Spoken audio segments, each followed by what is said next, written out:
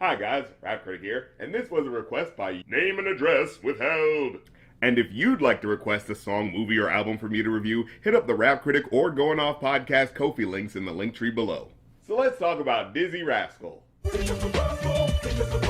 Now, I'll admit, I'm not deep into the UK grime scene like I am in American hip-hop, so the most I usually directly hear about who's making noise over there is through, message boards and whatnot. And for the longest time, the most consistent name I'd see was Dizzee Rascal, one of the main artists credited with bringing grime from pirate radio to the UK's mainstream. And after digging into some of the albums of this guy that many would say is a general representation of the grime sound, Dirtee stinking bass, big dirty stinking bass. The other day I got an asshole order, and I think it's well out of order. Yeah, I don't think this is doing it for me. Bonkers. Sorry for the less than enthused response if you're a UK listener out there, but the typical grime song I've come across of his just doesn't really appeal to me like that. And if you're currently an outsider to the subgenre, you might find it a little jarring yourself. Often the production of grime is faster paced than the average modern rap song, which is owed to the subgenre coming up in the early 2000s around other up-tempo Euro dance music genres like house, jungle, drum and bass, all that really dense, pulsing electro dance music. You know, the stuff that makes you feel like you've been transported to a dingy mid-90s Eurotrash nightclub, where the speakers are all blown out and you're zoning out on ecstasy under the scuzzy tinge of blinking, crackling neon lights. And if this more blaring style of music is your thing, that's cool, but by itself, it's just not my cup of tea most of the time. That said, whenever I'm in the mood and can appreciate some garage or drum and bass for what it's doing, the appeal is the music's intensity. It's got a commanding presence. And in fact, I think that's the issue I've come across when listening to Rascal rap. By nature of having to match the speed and intensity of the beat, his delivery gets higher and more frenzied, which makes his voice take on a bit of a more shrill tone that just makes it a rough listen for me. And unfortunately, I think for a lot of people, that specific additional timbre of his accent into the mix of that shriller tone makes it a coarse listen to those who aren't from the area and already acclimated to the sound of the accent. Now, don't get me wrong, that's not to say I don't enjoy any UK MCs.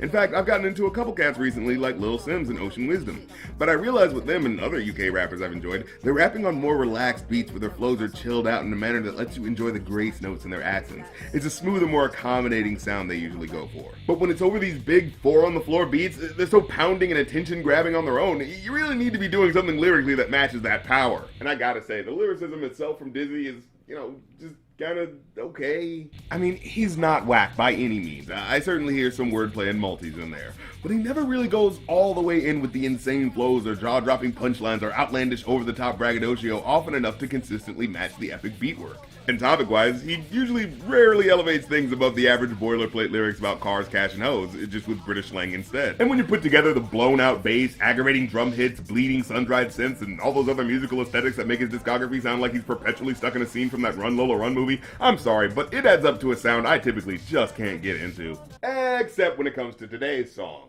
Money talks, listen. Money talks, get money. Dirty cash, I want you. Dirty cash, I need you. In Dirty Cash, all the traits I find off-putting in every other one of his songs are absolutely irresistible here. Taking its sample from a jaunty late 80s crossover hit, Money Talks, from a British dance music group called The Adventures of Stevie V. Money talks, dirty cash, I want you. Dirty cash, I need you. Although, now that I hear them back to back, it doesn't sound like they changed that much other than adding some synths, but honestly, it's probably because the original song is just that goddamn good of a groove. Dirty cash, I want you. Dirty cash, I need you. It's one of those hypnotizingly catchy hooks that, as soon as I heard it on this track, I could have sworn I'd heard it before in a movie or something, but no, I'd never heard this before writing this episode. I think the hook's melody just imprinted on my brain so immediately, it feels like I had to have heard it somewhere else for me to be singing right along with it by the time the second repeat happened the very first time I heard it. And as well, the dope beat work creates the perfect setting for Dizzee's verses, which has him showcasing a calmer, more controlled flow and the most poignantly written lyrics I've ever heard him put to a track. Everybody wants to be famous, nobody wants to be nameless, aimless. As the verse begins, the MC dives into the reckless mindset of people who envy the wealthy and try to replicate the trappings of their carefree lifestyle. But he quickly brings up how this desire to flex like the rich folks ends up accumulating a debt that traps them in financial instability. And as much as we in the lower classes hear about how important it is for us to be fiscally responsible no matter what, you know what though? It sucks, man. Being poor really fucking sucks. I know, understatement of the century here, but it's the fact of the matter. It really sucks to just be scraping by while constantly seeing affluent people on TV and in real life living it up with seemingly no real problem. So sometimes you get bit with the envy bug, and as soon as you have a little extra cash or some space on your credit card, it feels cathartic to spend it on something that lets you feel for a few minutes like you're part of that worry-free rich person stratosphere. But if you spend your money in the same absent-minded way rich people are able to do with no consequence, you're left under a growing mountain of debt with no way to pay it down. So the only way you feel you can have a little bit of freedom is to scrounge up what little you have to experience that taste of rich person luxury again, and the cycle continues. Oh, wow. Rhyming a word with itself, huh? What was it, just too strenuous to come up with a word that rhymed with weekend?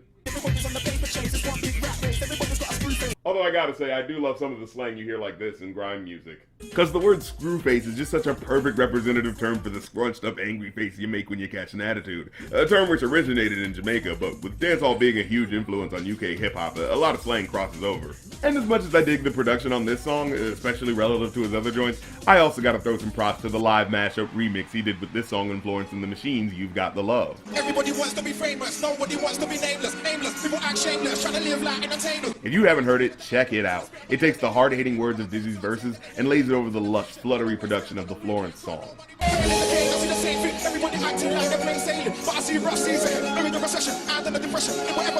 I couldn't find a studio version, unfortunately, but regardless, the gorgeous instrumentation under his cutting social commentary, punctuated by Florence's soaring vocals, is a glorious experience. And when you get to the hook, the lyrics switch to her parts.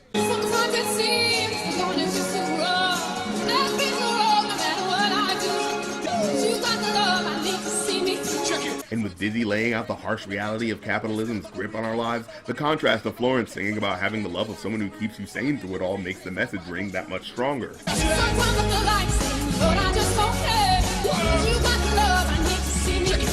Coming from Florence, it really means something. Even when she makes her happy songs, they don't sound like that engineered, antiseptic, bubblegum poppy simulacrum of happiness. When you hear the strength of her voice and delivery, you always get that it comes from a genuine place that makes you connect to the core of her feelings.